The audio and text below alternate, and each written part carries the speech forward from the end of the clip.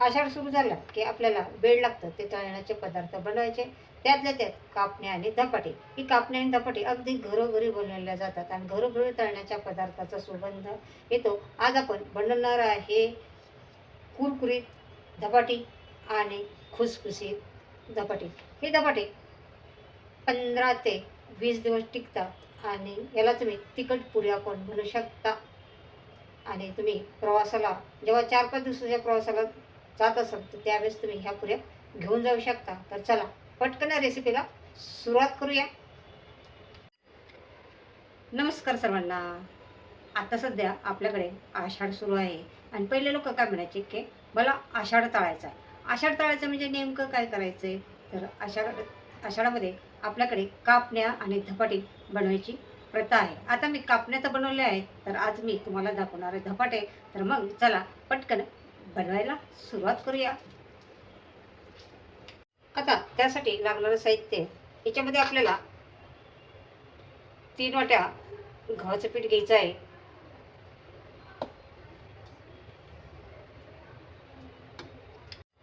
1 वाटी ज्वारीचं पीठ घ्यायचं आहे. पाऊण वाटी बेसन पीठ घ्यायचं आहे. थालीपीठासाठी लागणारं साहित्य बघूया.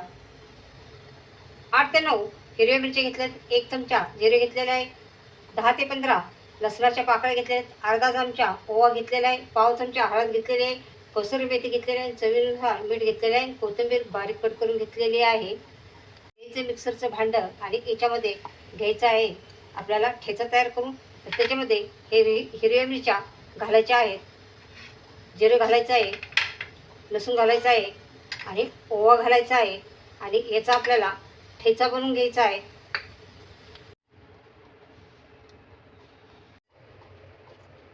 आता या पिठामध्ये आपल्याला पाऊण वाटी इतकं तेलाचं मोहन घालायचं आहे. हे कडकडीत तेलाचं मोहन आहे बरं का. या मोहनामुळं आपले थालीपीठाचे खुसखुशीत होणार आहेत. आता लगेच आपल्याला हाताने मिक्स करायचं नाही आहे, कारण मोहन खूप कडकडीत झालेलं आहे. तर थोडं आपण याच्या उलटण्याच्या मदतीने मिक्स करून घेऊया आणि थंड झाल्यानंतर हे पीठ चांगलं हाताने चोळून घ्यायचं बरं का. बघा असं एकसारखं हे तेल पिठाला चोळून घ्यायचं आहे. आता हे चांगलं पिठाला चोळून घ्यायचं आहे आणि ह्या पिठाला खूप जास्त मोहन पण नाही घालायचं. एका वाटीला 1.5 चमचे इतकं मोहन घालायचं आहे. आपण 4 वाट्या 4 ते 4.5 वाटी आपलं पीठ आहे, त्याच्यामुळं आपण पाऊण वाटी तेलाचं मोहन घातलेलं आहे. आणि आता हे चांगलं चोळून घ्यायचं आहे. आता आपण याला मोहन घालून घेतलेला आहे. याच्यामध्ये आपण तयार केलेला हा ठेचा पण घालून घ्यायचा आहे. इथं घालायची कसुरी मेथी अशी चांगले हातावरती चोळून घालायची आहे.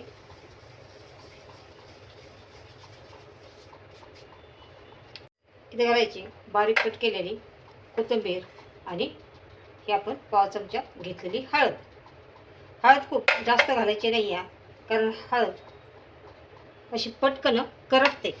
आता चवीनुसार याच्यामध्ये घालायचे मीठ आणि हळदीमुळं थालीपीठाला रंग पण असा वेगळा येतो. तर बघा हे सगळं पीठ आपल्याला चांगलं मिक्स करायचं आहे. आता याच्यामध्ये थोडं थोडं पाणी घालून हे पीठ मळून घ्यायचं आहे. खूप जास्त घट्ट पण नाही मळायचं, खूप जास्त पातळ पण मळायचं नाही.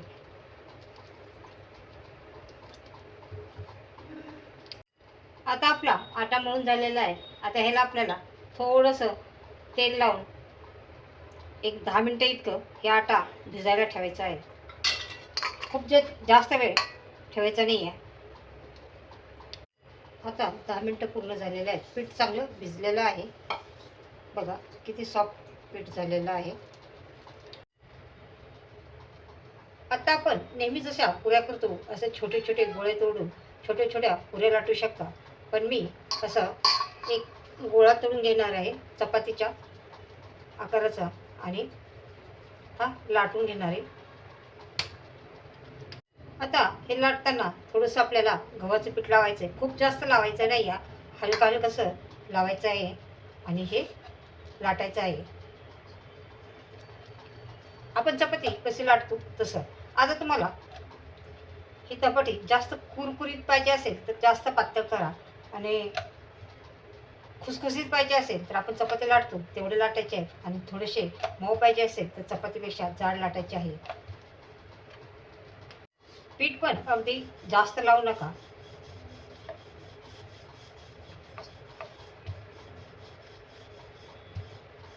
अगदी दोन्ही बाजूनी असे पलटून लाटायचे आहे आपल्याला. सगळीकडे एकसारखे लाटायचे आहे. बघा, चपाती जेवढ्या जाडीची आहे तेवढ्याच जाडीची मी ही लाटी लाटलेली आहे. आणि ह्याच्या आता एक वाटी घ्यायची आहे आणि वाटीने हे आपल्याला ह्याच्या पुऱ्या कट करून घ्यायच्या आहेत.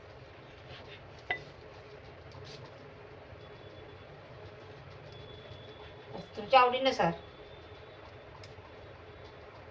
तुम्ही कट करू शकता, छोट्या मोठ्या जशा पाहिजे तशा. तर एका वेळेस बघा ह्या 4 पुऱ्या तयार झाल्यात. 4 पुऱ्या. आता एक एक लाटायची म्हणल्यावर खूप वेळ लागेल. बघा, आता आपल्याला एका प्लेटमध्ये एक काढून घ्यायचे आहेत. बघा, रंग किती छान आलेला आहे. मी जे पिठाचं प्रमाण घेतलेलं आहे अगदी योग्य प्रमाण आहे.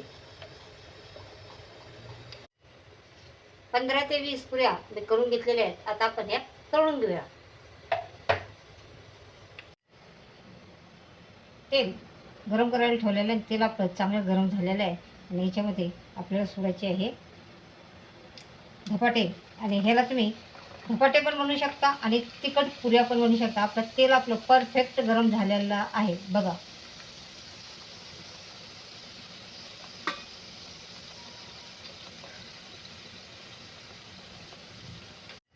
बघा, पुरी आपली टंप फुगलेली आहे.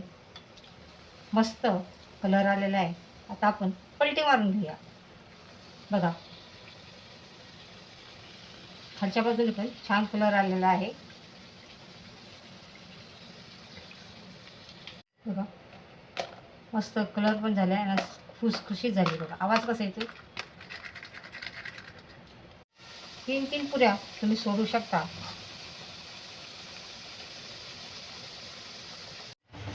बघा, दोन्ही पुरे मस्त अशा टंप फुगलेल्या आहेत. आता आपण ह्याला पलटी मारून घेऊया.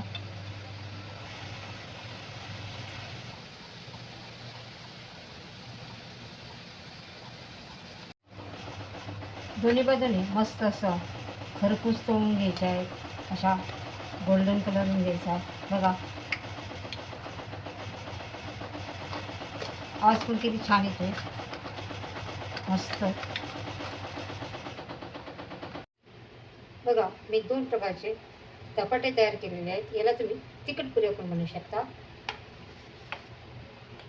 आज मी बनवलेले आहे 2 प्रकारचे धपाटे. हे धपाटे अगदी कुरकुरीत धपाटे बनवलेले आहेत आणि दुसरे खुसखुशीत धपाटे बनवलेले आहेत. ह्याला तुम्ही तिखट पुऱ्या पण बनवू शकता. जेव्हा आपण 4-5 दिवसाच्या प्रवासाला जातो त्यावेळेस तुम्ही ह्या तिखट पुऱ्या किंवा तिखट धपाटे घेऊन जाऊ शकता. आणि या पद्धतीने तुम्ही पण नक्की हे धपाटे बनवून बघा. अशाच किचन चॅनलवर नवीन असेल तर चॅनलला सबस्क्राईब करा, रेसिपी लाईक शेअर करा. चला तर मग पुन्हा पण भेटणार. Bye bye.